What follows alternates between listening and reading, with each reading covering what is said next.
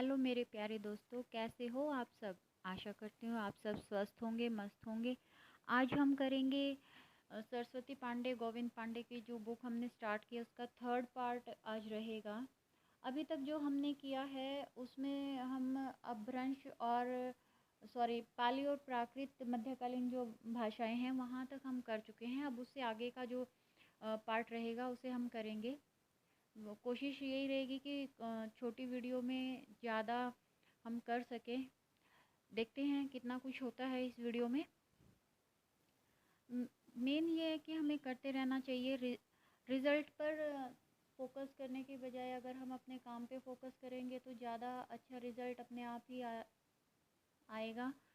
इसके लिए हमें छोटे छोटे प्रयास हर रोज़ करने चाहिए। ये अगर एक बार में ही आप ज़्यादा लंबा चलने की सोचेंगे तो थक कर फिर बैठ जाएंगे, काम अच्छे से नहीं हो पाएगा। इसलिए थोड़ा थोड़ा करते रहें और अपनी तैयारी को एक मजबूती की तरफ लेके जाते रहें। कहा भी गया है, रिजल्ट पे ध्यान देकर काम करोगे तो काम नहीं बनेगा। तो ध्यान अपने उस छोटे छोटे कदम पर दो जो आप रोज़ उस रिज़ल्ट को पाने के लिए लेते हो। यही चीज़ आपको आपके रिज़ल्ट तक लेके जाएगी। चलिए शुरू करते हैं आज की वीडियो। विशेष सूची हमारी साथ में हमने अभी तक जो किया था मैं आपको एक बार दिखा देती हूँ। एक सेकेंड। हम जो ये विषय सूची बहुत लंबी है। हम अपना शुरू करते हैं जहाँ हमने लास्ट वीडियो में छोड़ा था, वहीं से स्टार्ट करते हैं इसको।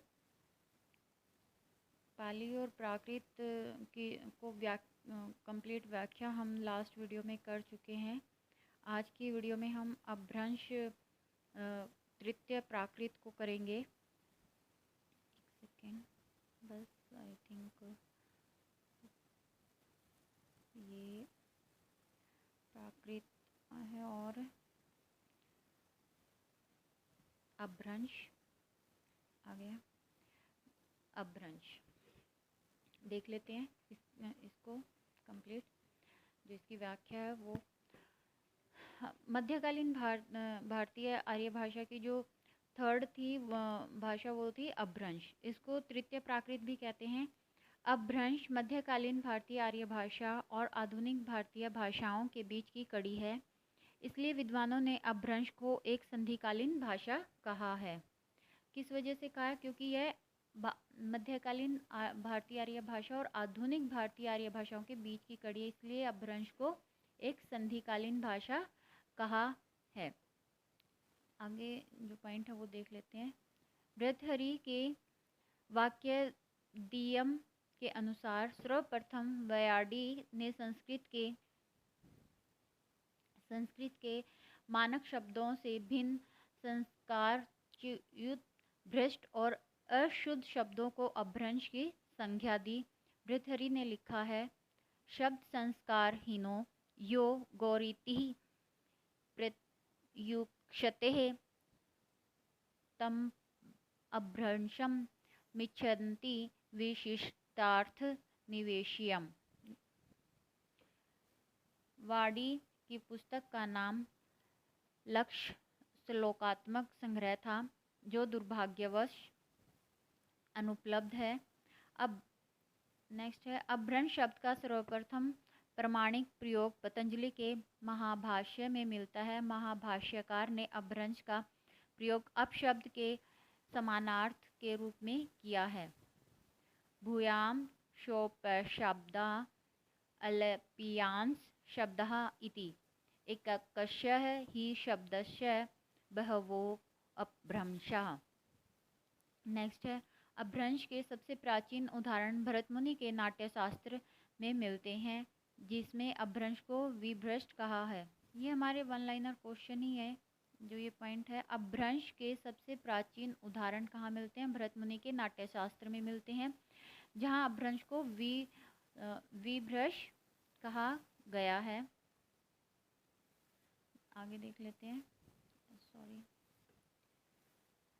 नेक्स्ट है, डॉक्टर भोलानाथ तिवारी और डॉक्टर उदयनारायण तिवारी के अनुसार भाषा के अर्थ में अपभ्रंश शब्द का सर्वप्रथम प्रयोग चंड ने अपने प्राकृत लक्षण ग्रंथ में किया है। नेक्स्ट पॉइंट है, आचार्य रामचंद्र शुक्ल के अनुसार अपभ्रंश नाम पहल बल्लभी के राजा धारसेन द्वितीय के शिलालेख में मिलता है, जिसमें उसने अपने पिता घुसेन को संस्कृत, प्राकृत और अपभ्रंश तीनों का कवि कहा है। नेक्स्ट पॉइंट है, भामा ने काव्यालंकार में अपभ्रंश को संस्कृत और प्राकृत के साथ एक काव्योपयोगी भाषा के रूप में वर्णित किया है। किसने किया है ये? भामा ने अपने काव्यालंकार में अपभ्रंश को प्राकृत और संस्कृत के साथ एक काव्योपयोगी भाषा के रूप में वर्णित किया है। देख लेते हैं, संस्कृतम प्राकृतम चांदेय अपभ्रंशम इति त्रिधा। ये किसकी लिखी हुई लाइनें हैं? भामा की। नेक्स्ट पॉइंट है, आचार्य किशोरीदास वाजपेयी ने अपभ्रंश को नय भाषा कहा है। ये भी इम्पोर्टेंट है। नेक्स्ट है, आचार्य दंडी ने काव्य दर्शन में समस्त वाड्यम को संस्कृत, प्राकृत, अपभ्रंश और मिश्र इन 4 भागों में विभक्त किया है। नेक्स्ट है, नेक्स्ट है, आचार्य दंडी ने काव्यादर्श में अपभ्रंश को आभीर भी कहा है। क्या कहा आचार्य दंडी ने? अपभ्रंश को आभीर। आभीरादि गिर्धः काव्यभ्रंशम इति स्मृतः। नेक्स्ट है, अपभ्रंश ने विभ्रष्ट, आभीर, अवहंस, अवहट, पटमंजरी, अवहत और ओहट, अवहट आदि नामों से पुकारा जाता है। ये जितने भी नाम हैं अपभ्रंश के अन्य नाम हैं, दोबारा एक बार देख लेते हैं। अपभ्रंश के अन्य जो नाम हैं, विभ्रष्ट, आभीरी, अवहंस, अवहट, पटमंजरी, अवहत, ओहट, अवहट आदि नामों से पुकारा जाता है। विभिन्न विद्वानों ने अपभ्रंश के निम्नलिखित भेद बताए हैं। इसके भेद एक बार देख लेते हैं कौन कौन से हैं। लेफ्ट साइड में विद्वान हैं और राइट साइड में अपभ्रंश के भेद हैं। नमी साधु ने जो भेद बताए वो 3 बताए। कौन कौन से? उपनागर, आभीर और ग्राम्य। मार्कंडेय ने 3 भेद बताए हैं, नागर, उपनागर, वाचड़। याकोबी ने 4 उपभेद बताए हैं अपभ्रंश के। कौन कौन से? पूर्वी, पश्चिमी, दक्षिणी, उत्तरी। तागरे ने 3 भेद बताए हैं अपभ्रंश के। कौन से हैं? पूर्वी, पश्चिमी, दक्षिणी। नामवर सिंह ने 2 भेद बताए, पूर्वी और पश्चिमी। डॉक्टर सुनीति कुमार चटर्जी ने अपभ्रंश को भारतीय आर्य भाषा के विकास की एक स्थिति माना है। इनके अनुसार 16वीं से 21वीं सदी तक प्रत्येक प्राकृत का अपना अपभ्रंश रूप रहा होगा। जैसे मागधी प्राकृत के बाद मागधी अपभ्रंश, अर्धमागधी प्राकृत के बाद अर्धमागधी अपभ्रंश, शौरसेनी प्राकृत के बाद शौरसेनी अपभ्रंश एवं महाराष्ट्रीय प्राकृत के बाद महाराष्ट्रीय अपभ्रंश। अपभ्रंश की ध्वनियाँ। डॉक्टर उदयनारायण तिवारी ने अपभ्रंश की ध्वनियों का वर्गीकरण किया है। अपभ्रंश क्या है वर्गीकरण वो देख लेते हैं। स्वर कितने अपभ्रंश में? 10 हैं। कौन कौन से हैं वो देख लेते हैं। हर्स्व और दीर्घ। हर्स्व में अ, ई, उ, ए, ओ। दीर्घ में आ, ई, उ, ए, ओ। व्यंजन, जो हमारे व्यंजन है वो 30 हैं अपभ्रंश में। कौन से? कंठ्य क, ख, ग 4। तालव्य च, छ, ज, झ ये भी 4 हैं। मूर्धन्य ट, ठ, ड, ढ, अण ये 5 हैं। दंत्य त, थ, द, ध, न पूर्व ये 5 हैं। औष्ठ्य प, फ, ब, भ, म ये भी 5 हैं। अंतस्थ य, र, ल, व श पूर्वी अपभ्रंश है, ये भी 5 हैं। और ऊष्म स है, ये 2 हैं। अपभ्रंश की विशेषताएं देख लेते हैं। अपभ्रंश भाषा की महत्वपूर्ण विशेषताएं निम्नलिखित हैं। फर्स्ट पॉइंट है, अपभ्रंश को आकार बहुला भाषा कहा गया है। अपभ्रंश वियोगात्मक हो रही थी, अर्थात अपभ्रंश में विभक्तियों के स्थान पर स्वतंत्र अपसर्गों का प्रयोग होने लगा था। अपभ्रंश में दो वचन, एक वचन और बहुवचन और दो ही लिंग पुल्लिंग और स्त्रीलिंग मिलते हैं। अवहट अपभ्रंश का ही प्रवृत्ति या परिवर्तित रूप है। डॉक्टर सुनीति कुमार चटर्जी ने अपभ्रंश और आधुनिक भारतीय आर्य भाषा के बीच की कड़ी को अवहट कहा है। डॉक्टर सुनीति कुमार ने क्या कहा है? डॉक्टर अपभ्रंश और आधुनिक भारतीय आर्य भाषाओं के बीच की कड़ी को अवहट कहा है। और मध्यकालीन भारतीय आर्य भाषा और आधुनिक भारतीय आर्य भाषा के बीच की कड़ी को क्या कहा गया है? अपभ्रंश। अवहट अपभ्रंश और आधुनिक भारतीय आर्य भाषा के बीच की कड़ी को कहा गया है अवहट। और ये किसने कहा है? सुनीति कुमार चटर्जी ने। नेक्स्ट पॉइंट है, अवहट शब्द का सर्वप्रथम प्रयोग ज्योतिश्वर ठाकुर ने अपने वर्ण रत्नाकर ग्रंथ में किया था। ये इम्पोर्टेंट है भाई, इसे ध्यान रख लेना। मैं दोबारा बोल देती हूँ। अवहट शब्द का सर्वप्रथम प्रयोग ज्योतिश्वर ठाकुर ने अपने वर्ण रत्नाकर ग्रंथ में किया है। नेक्स्ट जो हमारा आ गया है वो है आधुनिक भारतीय आर्य भाषा। आधुनिक भारतीय आर्य भाषाओं का विकास अपभ्रंश से हुआ है। आधुनिक भारतीय आर्य भाषाओं का सर्वप्रथम वर्गीकरण डॉक्टर AFR हार्नेल ने सन 1880 ईस्वी में किया। डॉक्टर हार्नेल ने आधुनिक भारतीय आर्य भाषाओं को 4 वर्गों में विभाजित किया है जो निम्नलिखित हैं। पूर्वी गोडियन, इसमें है पूर्वी हिंदी, बंगला, असमी, उड़िया। पश्चिमी गोडियन, पश्चिमी हिंदी, राजस्थानी, गुजराती, सिंधी, पंजाबी। उत्तरी गोडियन, गढ़वाली, नेपाली, पहाड़ी। फोर्थ है दक्षिणी गोडियन, मराठी। ये जो हम अभी बुक से इसको रीड कर रहे हैं, इसके जो हैंड रिटन नोट्स हैं उनकी वीडियो मैं पहले ही दे चुकी हूँ आप सबको। उसकी पूरी सीरीज़ आपको मिल जाएगी। सिर्फ इस फर्स्ट यूनिट का जो व्याकरण वाला पार्ट है हमारा वो रहता है हैंड रिटन नोट में। बाकी सब की वीडियो अपलोड हो चुकी हैं तो आप वहाँ से इन्हें देख सकते हैं। नेक्स्ट है, डॉक्टर हार्नेल के अनुसार जो आर्य मध्य देश अथवा केंद्र में थे भीतरी आर्य कहलाए और जो चारों ओर फैले हुए थे बाहरी आर्य कहलाए। डॉक्टर जॉर्ज गियर्सन ने लिंग्विस्टिक सर्वे ऑफ इंडिया भाग 1 तथा bulletin of the school of oriental studies London institution भाग 1 खंड 3 1920 अपना पहला वर्गीकरण निम्नांकित ढंग से प्रस्तुत किया। देख लेते हैं एक बार। इन्होंने 3 भाग में इसको प्रस्तुत किया था। पहला था बाहरी उपशाखा, इसमें जो थी उत्तरी पश्चिमी समुदाय में लहदा सिंधी थे। दूसरा इसमें था दक्षिणी समुदाय, उसमें मराठी था। तीसरा था इसमें पूर्वी समुदाय, इसमें उड़िया, बिहारी, बंगला, असमिया। ये बाहरी उपशाखा के हैं सब। सेकंड है मध्य उपशाखा में मध्यवर्ती समुदाय था और उसमें पूर्वी हिंदी शामिल थी। थर्ड है भीतरी उपशाखा, इसमें जो फर्स्ट है वो केंद्रीय समुदाय, इसके अंतर्गत था पश्चिमी हिंदी, पंजाबी, गुजराती, भीरनी, खानदेशी और राजस्थानी। और जो इसका दूसरा समुदाय था वो था पहाड़ी समुदाय, इसके अंतर्गत थी पूर्वी पहाड़ी तथा नेपाली, मध्य या केंद्रीय पहाड़ी तथा पश्चिमी पहाड़ी। नेक्स्ट है डॉक्टर सुनीति कुमार चटर्जी ने गियर्सन के वर्गीकरण की आलोचना ध्वनिगत एवं व्याकरणगत आधारों पर करते हुए अपना वैज्ञानिक वर्गीकरण निम्न वर्गों में प्रस्तुत किया। अब डॉक्टर सुनीति कुमार चटर्जी का वर्गीकरण देख लेते हैं कैसे किया था उन्होंने। फर्स्ट है उद्दीच्य, इसमें थे हिंदी, लहदा, पंजाबी। प्रदिच्य, इसमें था राजस्थानी और गुजराती। मध्य देशीय, इसमें पश्चिमी हिंदी थी। प्राच्य में पूर्वी हिंदी, बिहारी, उड़िया, असमिया, बंगला। और फिफ्थ जो इन्होंने भाग किया था उसमें था दाक्षिणात्य, इसमें मराठी भाषा थी।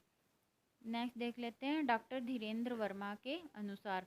डॉक्टर धीरेन्द्र वर्मा ने डॉक्टर चटर्जी के वर्गीकरण में सुधार करते हुए अपना निम्नांकित वर्गीकरण प्रस्तुत किया।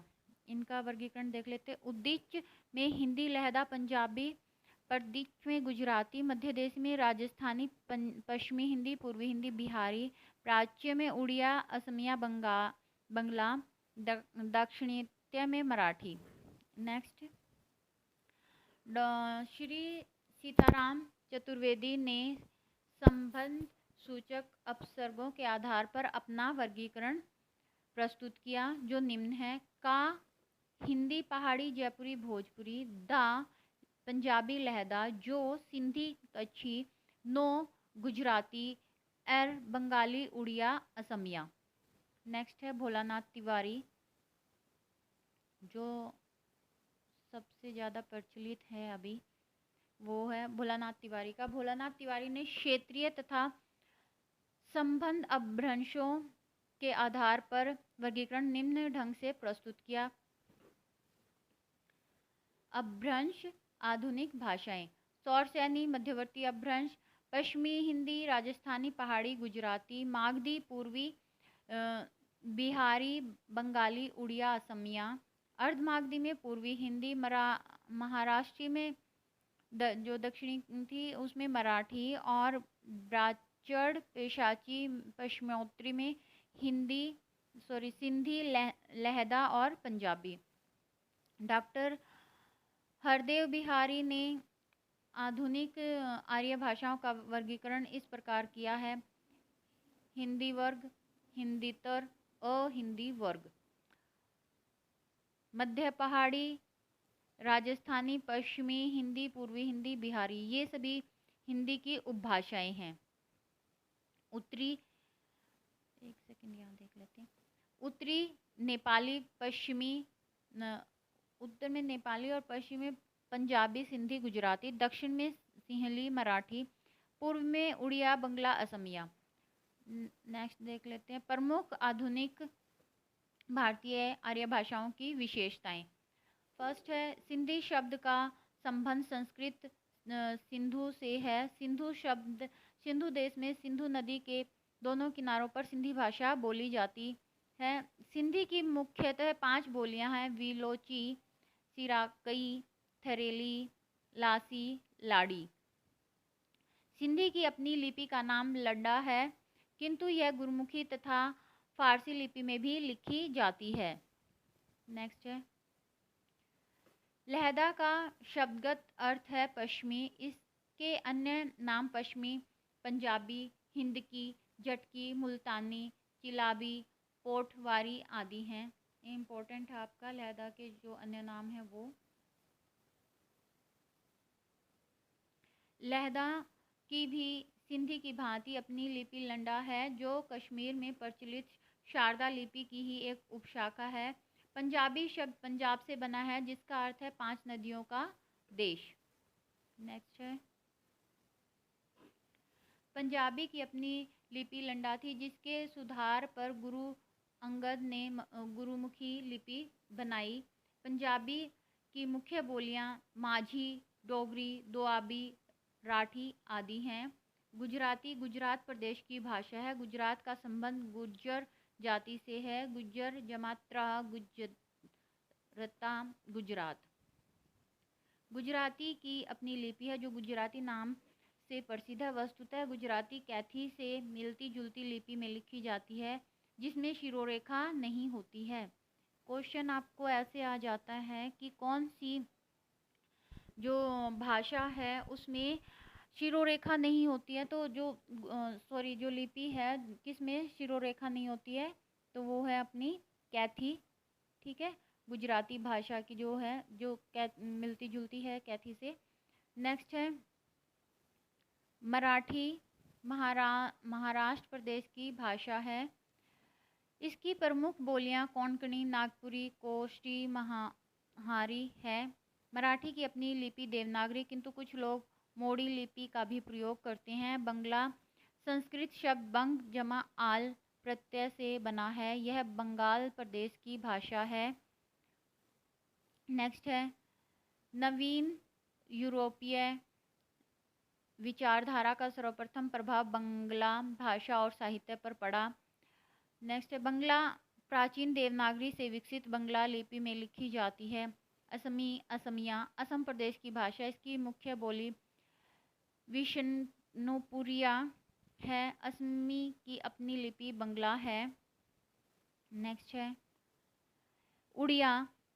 उड़िया प्राचीन उत्कल एवं वर्तमान उड़िया ओडिशा की भाषा है। इसकी प्रमुख बोली जामी, संभलपुरी, खत्री आदि है। नेक्स्ट है उड़िया भाषा बंगाल से बहुत मिलती जुलती है, किंतु इसकी लिपि ब्राह्मी की उत्तर शैली से विकसित है। नेक्स्ट जो पॉइंट नेक्स्ट है हिंदी व्युत्पत्ति और उसका अर्थ। नेक्स्ट ये पॉइंट देख लेते हैं हम कितना है, तो इसको कंप्लीट कर लेते हैं इसी वीडियो में। एक सेकेंड।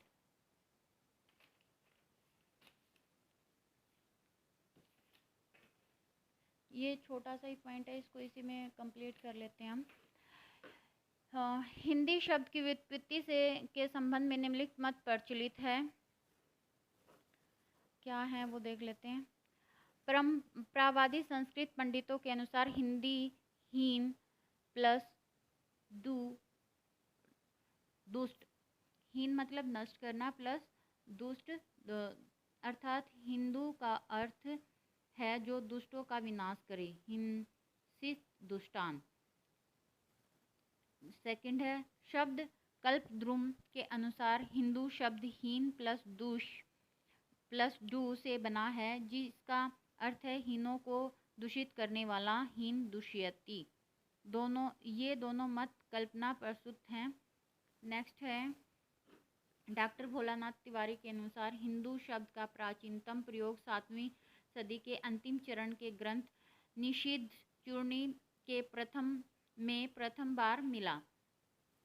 नेक्स्ट है हिंदू शब्द फारसी है, जो संस्कृत शब्द सिंधु का फारसी रूपांतरण है। ये क्वेश्चन आ चुका है। हिंदू शब्द या हिंदी शब्द कौन सी उसका है, तो फारसी का है। नेक्स्ट है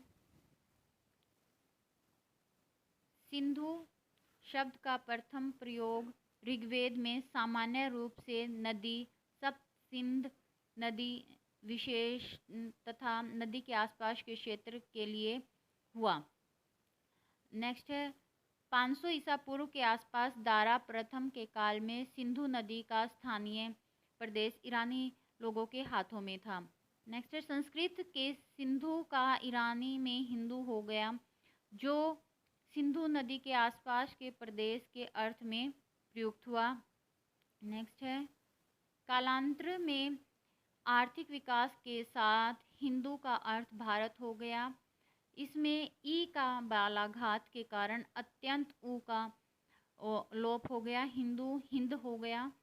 हिंद शब्द के विशेषणार्थ प्रत्यय इक जोड़ने से हिंदिक शब्द बना, जिसका अर्थ है हिंद का। कालांतर में क लुप्त हो जाने से हिंदी शब्द बना। हिंदी व्याकरण की दृष्टि से विशेषण है, जिसका मूल अर्थ सिंधु है। अब इसका जो वो क्रम है वो देख लेते हैं। पहले सिंधु से हिंदू बना, हिंदू से हिंद बना, हिंद से हिंदिक बना और हिंदिक से हिंदी बना। ये इसका क्रम है। कई बार क्रम भी पूछ लेते हैं क्वेश्चन पेपर में। नेक्स्ट है ग्रीक लोगों ने सिंधु नदी को इंदोस, यहाँ के निवासियों को इंदोई तथा प्रदेश को इंदेके अथवा इंडिका नाम से संबोधित किया। इंडिका शब्द अंग्रेजी आदि में इंडिया हो गया। किसी भी प्राचीन भारतीय आर्य भाषा में हिंदी का प्रयोग नहीं मिलता है। केवल कालाचार्य द्वारा लिखित जैन महाराष्ट्री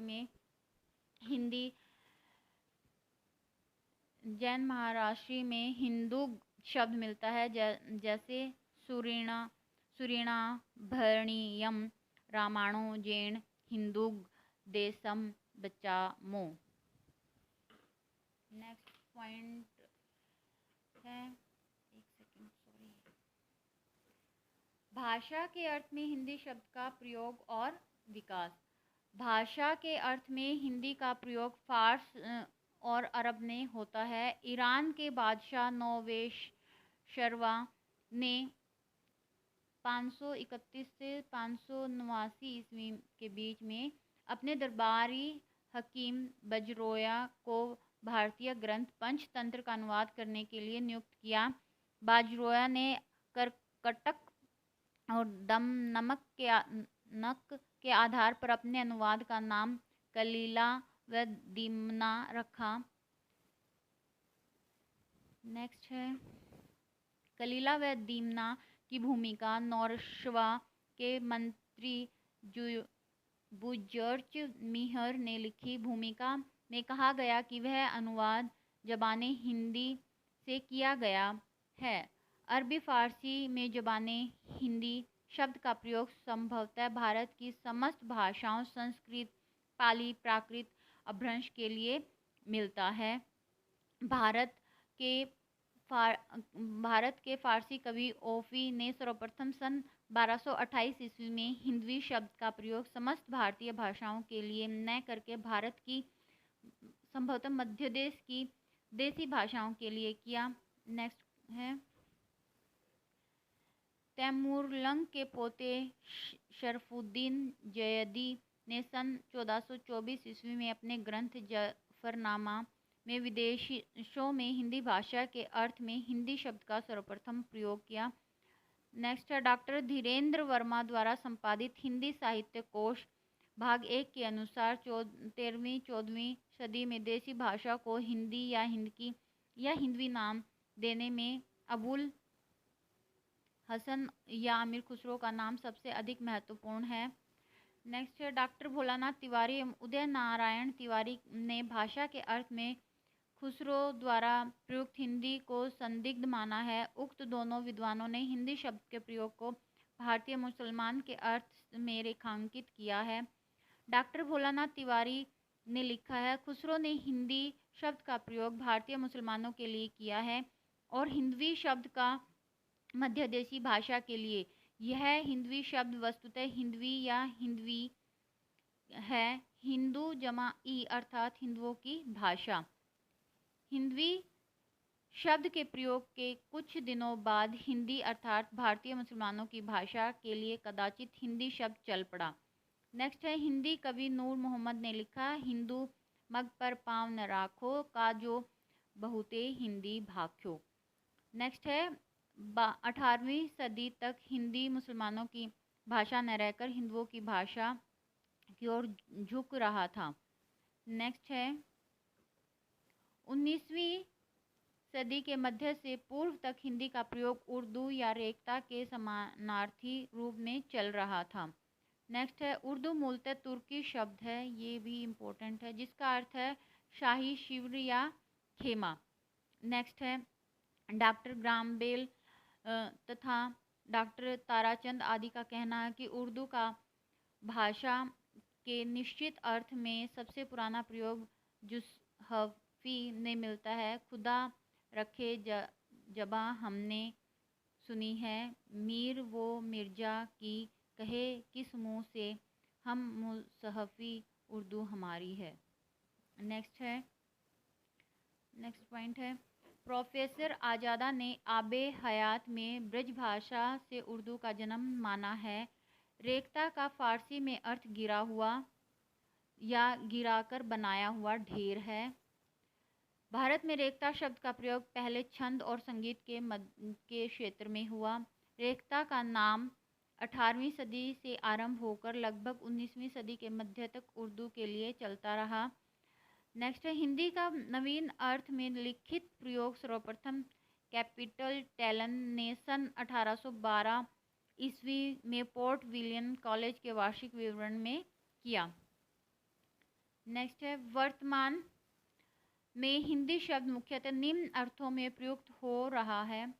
फर्स्ट, हिंदी साहित्य के इतिहास ग्रंथों में हिंदी का अर्थ है हरियाणा, हिमाचल प्रदेश, उत्तराखंड, दिल्ली, राजस्थान, उत्तर प्रदेश, मध्य प्रदेश तथा बिहार की भाषा। इस पूरे क्षेत्र को हिंदी प्रदेश कहते हैं। सेकंड है वर्तमान भारतीय साहित्य में हिंदी शब्द भारतीय संघ की राजभाषा है। संघ की राजभाषा देवनागरी लिपि में हिंदी होगी। भारतीय संविधान अनुच्छेद 343 तथा राष्ट्रभाषा के नाम का उद्घोष है। आज हम इस वीडियो में यहीं तक करेंगे और इसके बाद हम आगे जो हमारी बोलियां हैं वो करेंगे। तो मिलते हैं नेक्स्ट वीडियो में, तब तक बाय, टेक केयर।